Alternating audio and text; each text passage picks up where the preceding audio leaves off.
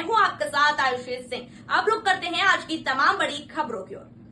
अमलपुरा एक पेड़ मां के नाम अभियान कार्यक्रम शनिवार दिनांक 2 अगस्त 25 को गुरु गादी तपोभूमि श्री ब्रह्मगिर महाराज मंदिर परिसर में जन अभियान परिषद द्वारा आयोजित किया गया, जिसमें मुख्य अतिथि मध्य प्रदेश जन अभियान परिषद के उपाध्यक्ष माननीय राज्य मंत्री दर्जा मोहन नागर ने कहा कि प्रकृति से मातृ का भाव समाप्त होते होते मातृ भाव रह गया।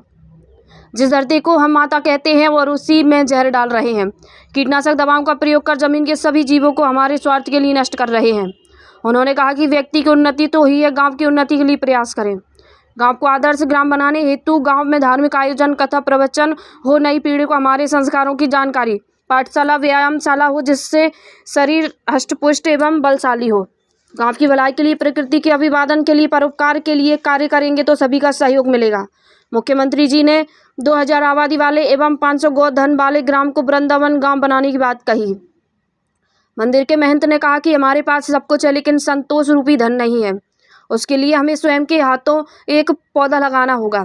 खेत में वृक्ष और घर में व्रत वृद्ध माता पिता, तो ही शांति का अनुभव होगा। जनपद सदस्य मदन तरोले ने ब्रह्मगिर में 1000 साल पुरानी बावड़ी की महत्व बताया।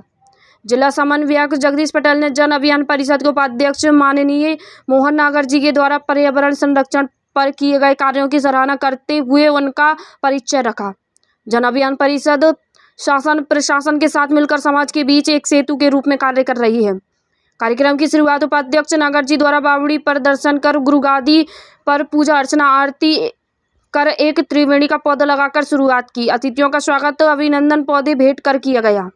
कार्यक्रम में मंचासीन जनपद उपाध्यक्ष मदन तिरोले, सरपंच पवन पाटीदार, जिला समन्वयक जगदीश पटेल रहे।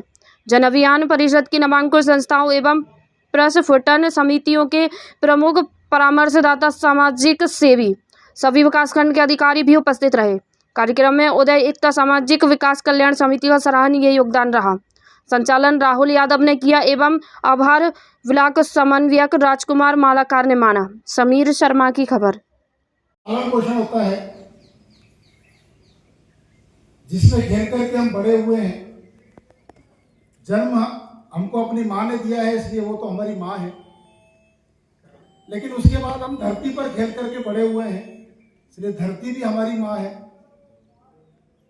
बाद में हमने गौ का दूध पिया है, जैसा माता का दूध होता है वैसे गौ माता का दूध होता है, तो वो भी हमारी माँ है।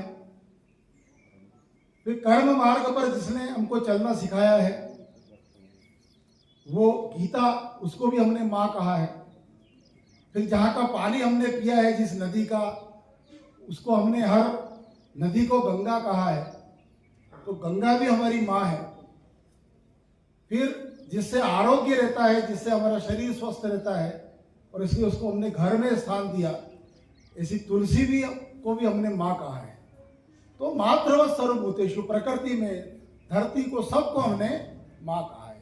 और इसलिए ऋग्वेद में कहा है, दुनिया का सबसे प्राचीन ग्रंथ, माता भूमि पुत्रो अहम पृथ्वीया, यह भूमि मेरी माता है और हम सब इसके पुत्र पुत्रियां हैं। इस प्रकार का हमारे यहाँ पर ग्रंथों में कहा है।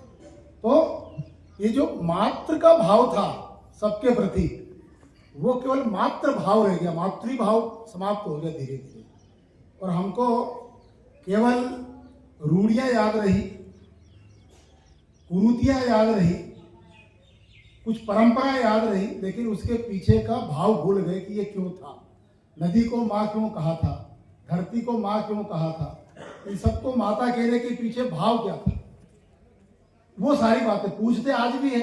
आज भी धरती को पूछते हैं। किसान जब हल जोतता है तो सबसे पहले धरती माता के पूजन करता है, घर बनाता है तो धरती को पूछता है, आज भी पूछता है। गौ माता को पूछता है, आदमी पहले उसको लट दे के भगा देता है, रोटी दे के, पूछता सबको अभी भी, लेकिन उसके पीछे का भाव भूल गया कि ये क्यों करते थे।